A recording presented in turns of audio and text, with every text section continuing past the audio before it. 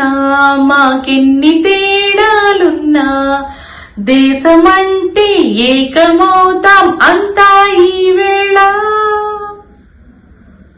మన దేశం మీద ఉండే ప్రేమ పాటల్లోనో, ఎగరేసే జెండాల్లోనో, సోషల్ మీడియాలోనో, వాట్సాప్ స్టేటస్ల్లో అంతే కదా, రియాలిటీలో ఉండదా? నేను ఈ మాట అంటే మీరు ఒప్పుకోరు, కానీ అదే నిజం కదా.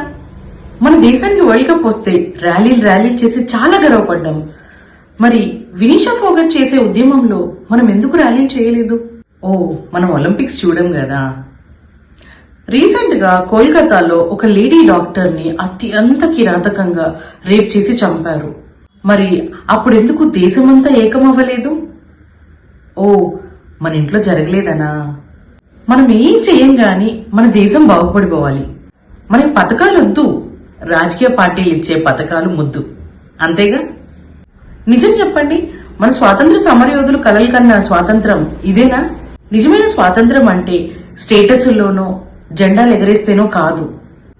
ఏ పేదవాడు ఆకలితో చనిపోయినప్పుడు, బయటకు వెళ్లిన ఆడపిల్ల నవ్వుతూ ఇంటికి తిరిగి వచ్చినప్పుడు, ప్రతి ఒక్క భారతీయుడు గర్వంగా తలెత్తి బతికినప్పుడు. ఆలోచించండి, మార్పు మన నుండే మొదలవ్వాలి. జై హింద్.